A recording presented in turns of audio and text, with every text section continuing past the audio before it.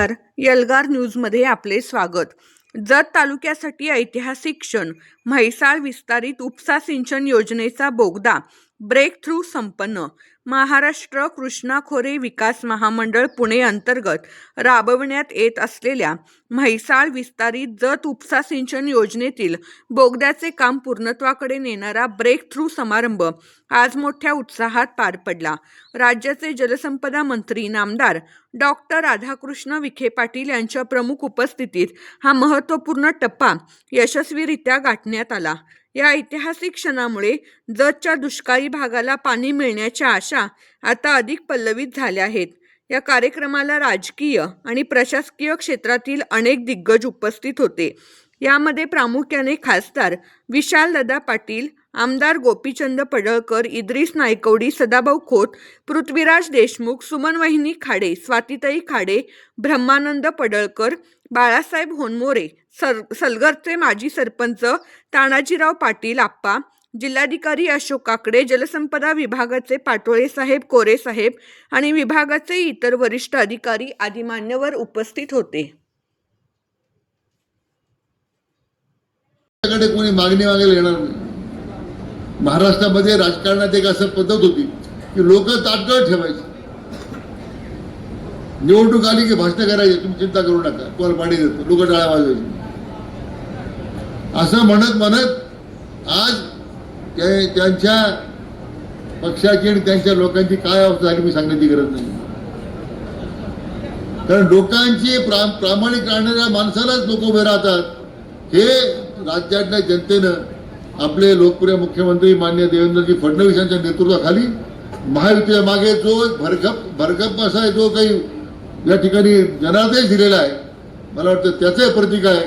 दुष्काळ भागाला पाणी द्यायचं काम फक्त आणि फक्त आमचे देवाभाऊ करू शकतात हे आता लोकांनी मान्य केलेलं आहे. आणि त्याचं नेतृत्व आज या भागाचं आमचे गोपीचंद पडळकर करतात. तर आता आपले सन्माननीय खासदार विशाल पाटील तर तरुण आहेत, त्यांचे आजोबा, त्यांचे वडील, आमचं असं अनेक पिढीचं नातं आहे. त्यामुळं त्यांच्यावर मी काय त्यांना असं वाटू नये की मी टीका त्यांच्यावर करतो म्हणून.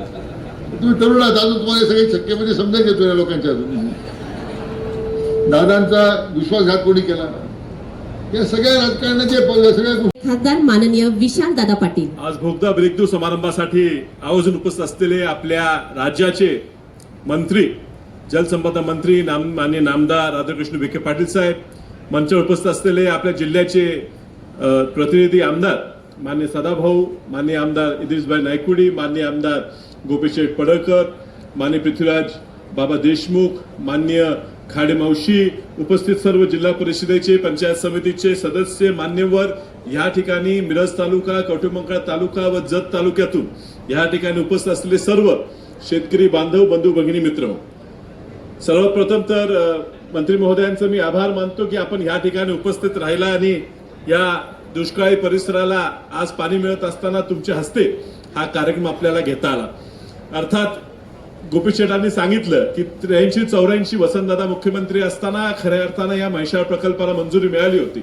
मात्र त्यानंतर वसंतदादांनी राजीनामा दिला मुख्यमंत्री पदाचा आणि ही प्रकल्प मागे पडून गेला. 90च्या दशकात 95 नंतर थोडी गती ह्या कार्यक्रमाला आली, पण पुन्हा मधल्या काळात बंद राहिला होता. या ठिकाणी मोठा परिस्थिती निधी ह्या प्रकल्पाला देण्यासाठी पैसे कमी पडत असताना प्रतीकदादा पाटील ज्यावेळी केंद्रीय मंत्री झाले तर ह्या म्हैसाळ व टेंभू प्रकल्पांना जल आयोगाची मान्यता मिळाल्यामुळे म्हैसाळ प्रकल्पाला केंद्रीय सरकारच्या AIBP योजनेअंतर्गत जवळजवळ 1000 कोटीचा निधी हा काँग्रेसच्या दिल्ली सरकारने मंजूर केल्यामुळे 2013 साली जत तालुक्याच्या बिरना तलावात आपण पाणी सोडू शकतो. अर्थात खूपच कमी पाणी मिळत होतं. जत तालुक्यातले साहेब शेतकऱ्यांनी आणि गावकऱ्यांनी ठराव करायला चालू केलं की आम्हाला जर तुम्ही पाणी देत नसला तर आम्ही कर्नाटकात जातो.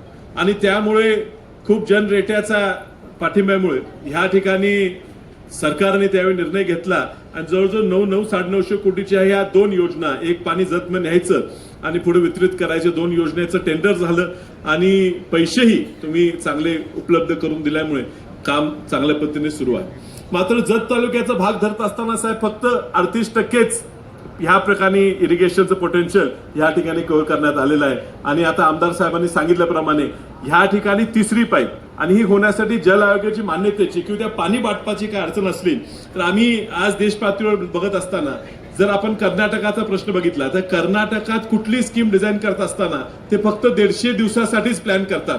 आपली म्हैसाळचा प्रकल्प हा 270 दिवसात 5 TMC पाणी न्यायचा प्रकल्प असल्यामुळे त्याची जी आपली क्युसेकची क्षमता आहे ती थोडी कमी आहे. तर ह्याला नियोजन करताना साहेब आपण जल आयोगाकडनं मान्यता घेऊ शकतो. टेंबूचा प्रकल्प पुढे गेलेला आहे.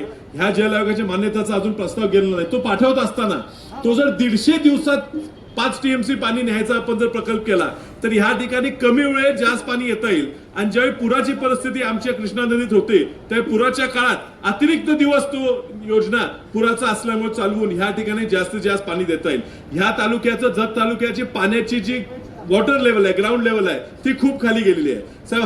हजार फूट सुद्धा बोर मारली तरी पाणी लागत नाही. त्यामुळे येणाऱ्या ह्या पावसाळ्यात आपल्याकडनं जर हे त्याच्या आधी हा स्कीम पूर्ण करून पावसाळ्यात सुद्धा जास्तीत जास्त येणार आहे त्या पाईपलाईन मध्ये सुद्धा जेवढं जास्तीत जास्त पाणी त्या ठिकाणी आपण देऊ शकू त्यातनं ह्या ठिकाणचं वॉटर टेबल जे आहे ते थोडं वर आलं त्या पर्क्युलेशनने पाणी सगळीकडे पोहोचता येईल. साहेब ह्या बरोबर आपण आता आलायच म्हणून या आमच्या डोंगरवाडीच्या इथं डोंगरवाडी कुकटोळी खंडराजुरी गुंडेवाडी भोसे शिंदेवाडी खरशिंग अलकुट बनेवाडी योगेवाडी हे परिसर अजूनही पाण्यापासून वंचित आहे.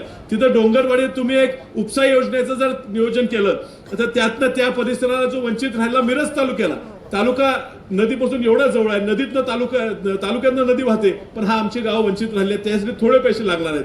आणि त्याचबरोबर माझ्या मतदारसंघातल्या कडेगाव गावातले रायगाव शाळगाव अपशिंगे कोतवडे त्याचप्रमाणे कराडगावचे शामगाव ह्या गावात सुद्धा फक्त 100 कोटी जर तिथे उपलब्ध झाले तर थोडी लिफ्ट होऊन त्या ठिकाणी सुद्धा आपण पाणी देता येईल.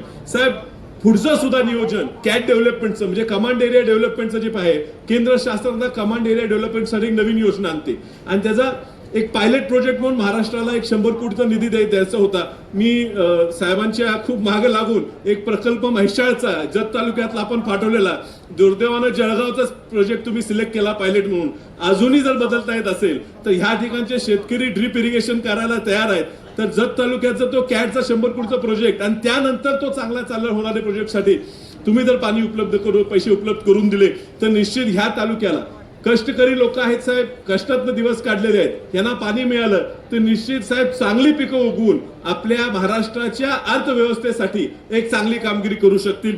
ह्या ठिकाणी जो प्रयत्न आहे ह्या परिसरातील कोयता कमी करणं ह्या लोकांना चांगलं उत्पन्न देणं हा आपण गेले 40 वर्ष वसंतदादांचं स्वप्न होतं आज साकारत असताना तुम्ही तुमचे आजोबा वसंतदादांबरोबर काम केले तुमचे वडिलांनी आमच्या वडिलांवर काम केले आज तुमच्या मार्गदर्शनाखाली हा कार्यक्रम ह्या ठिकाणी होत असताना निश्चित आनंद वाटतो. आणि त्यामुळे तुम्ही पूर्ण लक्ष सांगली जिल्ह्याकडे आमच्या सगळ्यांकडे द्यावं ही तुम्हाला विनंती करतो.